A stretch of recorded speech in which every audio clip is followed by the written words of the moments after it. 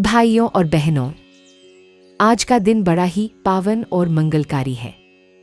भाद्रपद मास के शुक्ल पक्ष की चतुर्थी, जिसे हम गणेश चतुर्थी कहते हैं, यह वही दिन है जब माता पार्वती के आंगन में प्रथम पूज्य विघ्नहर्ता गणपति बप्पा का जन्म हुआ था। कथा सुनिए।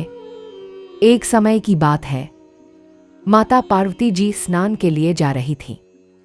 उन्होंने अपने शरीर से निकले उबटन को हाथ में लिया और उसी से एक सुंदर, निरोगी, तेजस्वी बालक की रचना कर दी।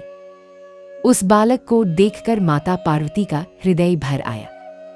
उन्होंने उसे पुत्र मानकर गले से लगाया और फिर आदेश दिया, बेटा, जब तक मैं स्नान कर रही हूं, तुम द्वार पर डटकर पहरा देना, किसी को भी भीतर मत आने देना। बालक ने माता का आदेश शिरोधार्य किया और दृढ़ता से द्वार पर खड़ा हो गया। इतने में भगवान शंकर वहां पधारे। वे अपनी अर्धांगिनी के पास जाना चाहते थे, परंतु उस छोटे से बालक ने उन्हें रोक दिया। शिवजी आश्चर्यचकित हुए, बोले, बालक, मैं पार्वती का स्वामी हूं, मुझे भीतर जाने दो। बालक ने साहस और दृढ़ता के साथ कहा, माता ने स्पष्ट आदेश दिया है, जब तक वह स्नान कर रही है मैं किसी को भी अंदर नहीं जाने दूंगा, आप भी नहीं। अब सोचिए, यह बालक भले ही छोटा था, पर अपने कर्तव्य पर अडिग था। शिवजी के लिए यह अपमानजनक प्रतीत हुआ। उनका क्रोध भड़क उठा। उन्होंने अपने गणों को भेजा, पर बालक ने वीरता से सभी को पराजित कर दिया। अंततः शिवजी ने क्रोधावेश में अपना त्रिशूल उठाया और बालक का मस्तक काट दिया। ओह, जैसे ही माता पार्वती बाहर आईं और अपने लाल को निर्जीव देखा, उनकी आंखें आंसुओं से भर गईं। वे चीत्कार कर उठीं, अरे, यह क्या हो गया? यह मेरा पुत्र किसने छीन लिया? रोते रोते उनका हृदय कंपायमान हो उठा। वह विलाप करने लगी और क्रोध से कांपते हुए बोली, यदि मेरे पुत्र को जीवन नहीं मिला तो मैं संपूर्ण सृष्टि का संहार कर दूंगी। देवता भयभीत हो उठे। सबने भगवान शंकर से प्रार्थना की, प्रभु, माता का शोक शांत कीजिए, अन्यथा सृष्टि संकट में पड़ जाएगी। तब महादेव का हृदय पिघल गया। उन्होंने अपने गणों को आदेश दिया, उत्तर दिशा में जाओ और जो भी प्राणी पहले मिले उसका मस्तक लेकर आओ।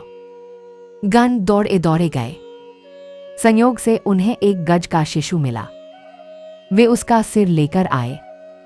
शिवजी ने वह सिर बालक के धड़ पर स्थापित किया और जीवन दान दिया।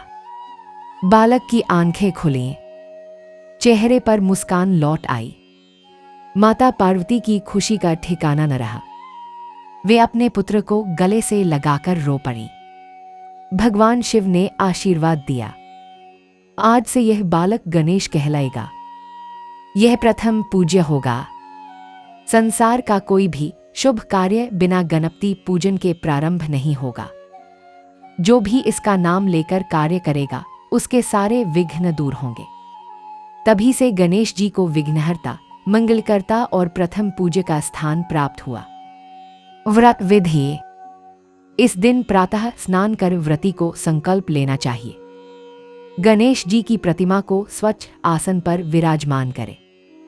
सिंदूर, अक्षत, पुष्प, दूर्वा, धूप, दीप नैवेद्य से पूजन करें। गणेश मंत्र ओम गण गणपति नमः का जप करें। मोदक और लड्डू का भोग लगाए, क्योंकि यह गणपति बप्पा को अत्यंत प्रिय है। दिन भर व्रत रखकर संध्या समय कथा सुने और आरती करें। व्रत का फल। जो भी भक्त इस दिन श्रद्धा और नियम से पूजन करता है, उसके जीवन के विघ्न दूर हो जाते हैं। घर में सुख, शांति, धन धान्य और समृद्धि का वास होता है। संतान सुख की प्राप्ति होती है और मनोकामनाएं पूर्ण होती हैं। कहा गया है, गणेश पूजन बिना कोई कार्य सिद्ध नहीं होता और गणेश कृपा बिना जीवन का कोई पथ सुगम नहीं होता। इसीलिए हम सब आज गणपति बप्पा की आराधना करते हैं। बोलिए श्री गणपति बप्पा मोरया।